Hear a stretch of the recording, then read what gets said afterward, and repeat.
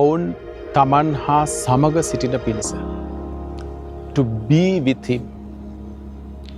Highlighting their calling to be with him. ගෝලයන්ව උන්වහන්සේ තෝරගත්තා. උන්වහන්සේ සමග සිටින පිණිස. Rather than doing something for him, focus on having a relationship with him. දෙවියන් වහන්සේ නිසා, ජේසුස් වහන්සේ නිසා මොනවා හරි දෙයක් කරනවා කියන හැඟීමට වඩා උන්වහන්සේට අවශ්‍ය ඔබ උන්වහන්සේ සමග සිටීම.